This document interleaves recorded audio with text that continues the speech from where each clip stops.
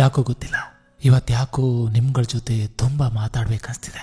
ನಿಮ್ಮ ಜೊತೆನೆ ಅಂದರೆ ನಿಮ್ಮ ಮನಸ್ಸುಗಳ ಜೊತೆ. ಎಲ್ಲ ಹೇಗಿದ್ದೀರಾ? ತುಂಬ ಬಾರಿ ಯೋಚಿಸ್ತೀರಲ್ಲ, ಜೀವನದಲ್ಲಿ ನಾವು ಯಾರನ್ನು ಹಚ್ಕೊಂಡಿರ್ತೀವಿ ಅಂಥವ್ರು ನಮ್ಗೆ ಹೇಳ್ದೇನೆ ಕೇಳ್ದೇನೆ ನಮ್ಮ ಜೀವನದಿಂದಲೇ ಬಿಟ್ಟು ಹೋಗ್ತಾರೆ. ಇನ್ನು ಕೆಲವರು ದುಡಿತಾ ಇರ್ತಾರೆ. ಎಷ್ಟು ದುಡಿದ್ರೂ ಕೂಡ ಮನೆ ಸಾಗ್ಸೋಕ್ಕಾಗೋದಿಲ್ಲ. ಮನೆ ಒತ್ತಡ, ಗಂಡ ಹೆಂಡತಿ ಯಾವತ್ತು ನೋಡಿದ್ರೂ ಜಗಳ ಮಾಡ್ತಿರಲ್ಲ.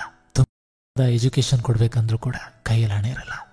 ಆದರೂ ನಿಮ್ಮ ಮಕ್ಕಳು ನೀವು ಹೇಳ್ದಂತೆ ಕೇಳಲ್ಲ, ಕಷ್ಟಪಟ್ಟು ಸಾಕ್ತೀರ. ಆದರೂ ಕೂಡ ನಿಮ್ಮ ಮಕ್ಕಳು ಕೊನೆಗಳಿಗೆಯಲ್ಲಿ ವೃದ್ಧಾಶ್ರಮಕ್ಕೆ ಬಿಟ್ಟು ಹೋಗ್ತಾರೆ. ನಿಜ, ಸಮಾಜ ಯಾಕೆ ಹೀಗಾಗ್ತಿದೆ? ನಾವು ಯಾರನ್ನ ನಮ್ಮವರು ಅಂತ ಅಂದ್ಕೊಂಡಿರ್ತೀವಿ, ತುಂಬ ಮೋಸ ಮಾಡ್ತಾರಲ್ಲ. ಗೊತ್ತಿಲ್ಲ, ಈ ಪ್ರಪಂಚದಲ್ಲಿ ಕೆಲವೊಂದು ಬಾರಿ ನಾವು ತುಂಬ ಯೋಚನೆ ಮಾಡಬಾರ್ದು. ಬಿಟ್ಬಿಡಿ, ನಿಮ್ಗೆ ಯಾರು ಬೆಲೆ ಕೊಡ್ತಿಲ್ಲ ಅಂಥವ್ರ ಬಗ್ಗೆ ಯೋಚನೆ ಮಾಡೋದನ್ನೇ ಬಿಟ್ಬಿಡಿ. ಯಾಕೆ ಹೇಳಿ? ನೀವು ಅವರಿಗೋಸ್ಕರ ಹುಟ್ಟಿದಲ್ಲ, ನೀವು ಅವರಿಗೋಸ್ಕರ ಈ ಪ್ರಪಂಚಕ್ಕೆ ಕಾಲಿಟ್ಟಿದ್ದಲ್ಲ. ನಿಮ್ಗಿಂತ ಬಲಿಷ್ಠರು ಯಾರಿದ್ದಾರೆ? ಸಾಕು, ಏನು ಟೈಮ್ ವೇಸ್ಟ್ ಮಾಡಬೇಡಿ. ತುಂಬ ಯೋಚನೆ ಮಾಡ್ತೀವಿ, ಯಾಕೆ ನಮ್ಗೀಗಾಯ್ತು, ನಾನು ತುಂಬ ಕೆಟ್ಟವನ. ಕೆಲವೊಂದು ಬಾರಿ ಒಂಟಿಯಾಗಿ ಕೂತಾಗ ಅನ್ಸುತ್ತೆ, ನಾನೇನು ತಪ್ಪು ಮಾಡಿದೆ, ನನ್ನವ್ರು ನನಗೆ ಯಾಕೆ ಮೋಸ ಮಾಡಿದ್ರು ಅಂತ. ನಿಜ ತಾನೆ? ಇನ್ನೂ ತುಂಬ ಜನ ನನ್ನ ಹತ್ರ ಹೇಳ್ತಾರೆ, ಸರ್, ಮುದ್ದಾದ ಫ್ಯಾಮಿಲಿಯಿಂದ ಬಂದವಳು ನಾನು, ಆದರೆ ಗಂಡನ ಮನೆಯಲ್ಲಿ ನನಗೆ ನೆಮ್ಮದಿ ಇಲ್ಲ, ಗಂಡ ಪ್ರತಿನಿತ್ಯ ಕುಡ್ಕೊಂಡು ಬಂದು ಹೊಡಿತಾರೆ ಸರ್ ಅಂತ. ಎತ್ತ ಸಾಕ್ತಿದೆ ಸಮಾಜ.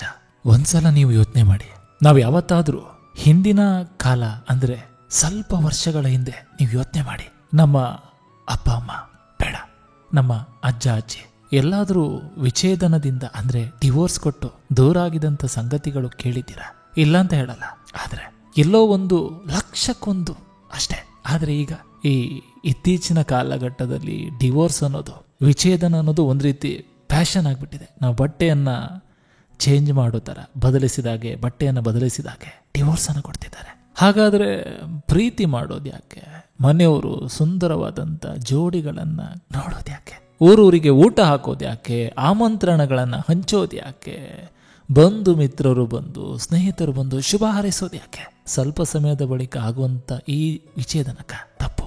ಗಂಡ ಹೆಂಡತಿ ಜಗಳ ಉಂಡು ಮಲಗೋ ತನಕ ಅಂತಾರೆ ಅಷ್ಟೇ. ಆದರೆ ಈಗ ಗಂಡ ಹೆಂಡತಿ ಜಗಳ ಅನ್ನೋದು ಸೋಷಿಯಲ್ ಮೀಡಿಯಾದಲ್ಲಿ ಹರಿಬಿಟ್ಟಂಥ ವಿಡಿಯೋಗಳಾಗಿದೆ ಅಷ್ಟೇ. ಇದೆಲ್ಲ ಬಿಟ್ಟಾಗಿ ಸೋಮೆ, ಚಿಕ್ಕ ಮಕ್ಕಳು ನೋಡಿ, ಆಡೋಕ್ ಮೊಬೈಲ್ ಕೊಟ್ಟಿಲ್ಲ ಅಂದ ಕೂಡಲೇ ಮನೆ ಬಿಟ್ಟು ಹೋಗೋದು.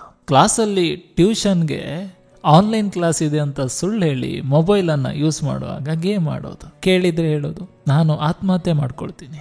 ಎತ್ತ ಸಾಕ್ತಿದೆ ಸಮಾಜ ಬಂಧುಗಳೇ. ನಮ್ಮ ಕಾಲದಲ್ಲಿ ಮೊಬೈಲ್ ಬಿಡಿ, ಸರಿಯಾಗಿ ಶಾಲೆಗೆ ಹೋಗೋಕ್ಕೆ ನಮ್ಮ ಹತ್ರ ಸರಿಯಾದ ಬಟ್ಟೆಗಳು ಕೂಡ ಇರಲಿಲ್ಲ.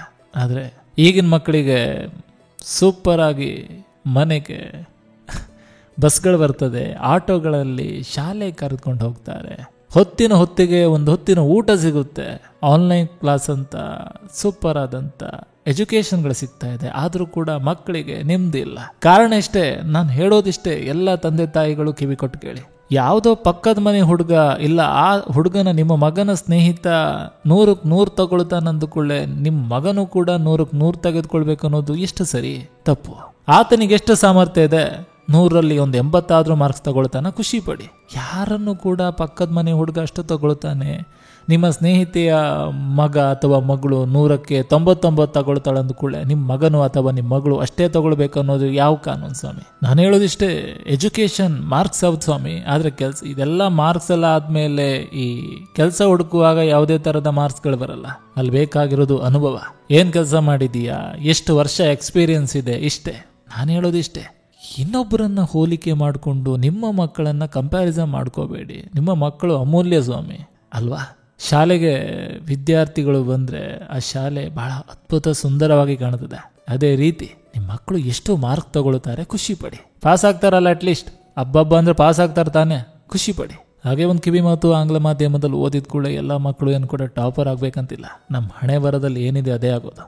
ಅರ್ಥ ಆಯ್ತು ಅಂತ ಹೇಳ್ಕೊತೀನಿ. ನಾನು ಹೇಳಿದ್ದನ್ನೇ ಪದೇ ಪದೇ ಹೇಳಲ್ಲ, ಯಾಕಂದರೆ ಗೌತಮ ಬುದ್ಧವರೊಂದು ಬಹಳ ಅದ್ಭುತವಾದಂಥ ಮಾತು ಹೇಳಿದ್ದಾರೆ. 1000 ಮಾತುಗಳಿಗಿಂತಲೂ ಕೇಳುಗರಿಗೆ ಹಿತ ನೀಡುವ ಒಂದು ಮಾತು ಸಾಕು. ಆ ಒಂದು ಮಾತನ್ನು ಇವತ್ತು ಆಡಿದ್ದೀನಿ ಅಂತ ತಿಳ್ಕೊಳ್ತಾ, ಬದುಕಿನಲ್ಲಿ ಎಲ್ಲ ಬಲ್ಲೆನೆಂದು ಬೇಗಬಾರ್ದು. ಯಾಕಂದ್ರೆ ಜೀವನದ ಪಾಠಶಾಲೆಯಲ್ಲಿ ಎಲ್ಲ ಬಲ್ಲವರು ಯಾರೂ ಇಲ್ಲ.